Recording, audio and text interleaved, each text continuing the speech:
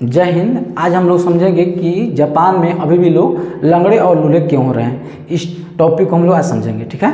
चलिए आते हैं इस टॉपिक पे। जापान पे लोग लंगड़े लूले क्यों होते हैं, इसको जानने से पहले हम लोग चलते हैं 1945 में। कब चलते हैं? 1945 में।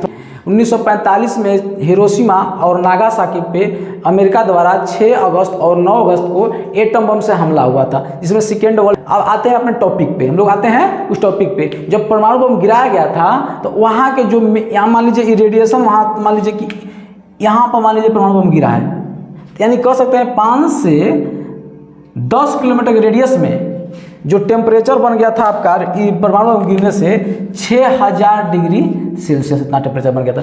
6000 डिग्री सेल्सियस बहुत काफ़ी होता है। जो सूर्य का टेम्परेचर होता है ना, बाहरी टेम्परेचर उतना होता है, तो समझ सकते हैं कि कितना टेम्परेचर हो गया। यानी सब कुछ वहाँ का वेपर यानी वाष्प बनकर सब उड़ गया। इसके बाद जो आया हमारा, इसके बाद जो किलोमीटर से रेडियस में लोग भूकंप से मर गए। किससे मर गए? भूकंप से मर गए। अब भूकंप से मरे, इसके बाद आया शॉक वेव। क्या आया? शॉक वेव आया, मतलब कि हवा के प्रेशर यानी हवा का धक्का देता है, उसका होता है विकिरण किरणें, alpha, beta, gamma, X ray, UV, ऐसे रेडियो, ये सब क्या है? रेडिएशन किरणें कि नहीं? तो रेडिएशन किरणें जो होती है वो है अल्फा, बीटा, ये हमको नुकसान नहीं पहुंचाती है, लेकिन गामा रे होती है, एक्सरे होती है, हमारे शरीर को नुकसान पहुंचाती है। जैसे कि क्या करती है, हमारे डीएनए इन्फॉर्मेशन को ही चेंज कर देती है। जैसे कुछ लोग तो इसके मरने ये कह सकते हैं कि रेडिएशन क्या है? एक प्रदूषण है। क्या है? एक प्रदूषण है। इसी के चलते लोग इतना लोग मरे। इसके बाद जो बच गए इंसान, जो जिनको हल्का फुल्का रेडिएशन लगा था, वो डीएनए उनका इन्फॉर्मेशन क्या हो गया?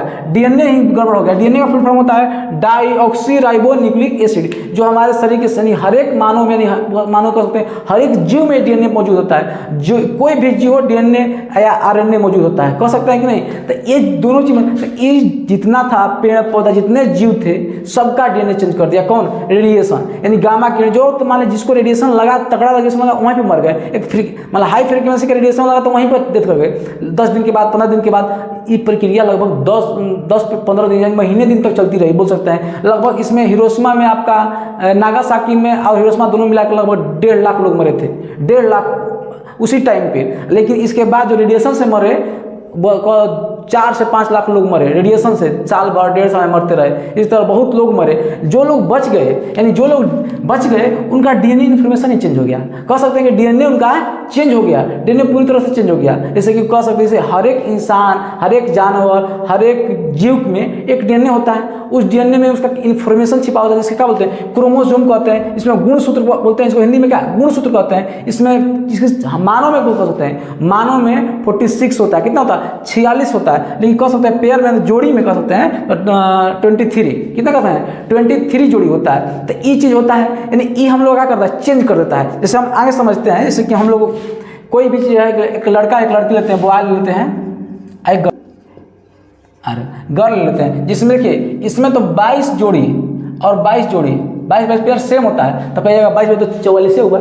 44 नहीं हुआ। देखिए जो ई हमारा जैसे लड़का में होता है एक्स और वाई, यही एक जोड़ी अलग होता है। इसमें होता है एक्स और एक्स, ई अलग होता है, यही चीज़ अलग होता है। इसको वाई लड़का बनेगा, यानी एक्स एक्स। देखिए गर्ल में तो एक्स एक्स दोनों होता है, दोनों एक्स एक्स होता है। इसमें क्या होता है? एक्स और वाई। तो मान लीजिए कि इस लड़का लड़की है, ये दोनों का शादी हुआ, तो जब इससे एक्स आया, इससे एक्स आया, इससे भी एक्स आ गया, तो ये क्या बन जाएगी? लड़की बन जाएगी। अब मान लीजिए कि जब इससे वाई आया, इससे एक्स आया, इससे तो मान लीजिए हमेशा एक्स ही आएगा, लेकिन इससे तो वाई आ सकता है, तो ई का बनेगा? लड़का बनेगा। तो यही इन्फॉर्मेशन है कि नहीं? तो इसी तरह मान लीजिए ई डीएनए का स्ट्रक्चर हो गया हमारा।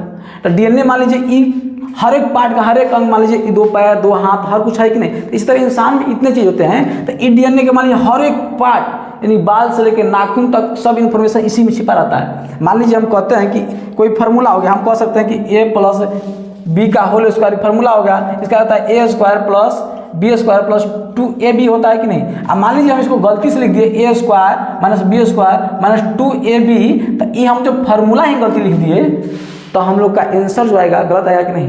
यही काम होता है इसमें। तो मान लेते हैं कि जो व्यक्ति था, ये बॉय हो गया, किसी का डीएनए मान लीजिए कि लड़का हो गया या लड़की हो गई, किसी का एक का डीएनए इन्फॉर्मेशन गड़बड़ा गया। कह सकते हैं किसी मान लीजिए डीएनए इन्फॉर्मेशन पैर बनाने का था, ये पैर बनाने वाला इन्फॉर्मेशन ही गायब हो गया। तो जो अगला पीढ़ी आएगा उसका, जो अगला बच्चा बनेगा उसका, वो बिना पैर का बनेगा।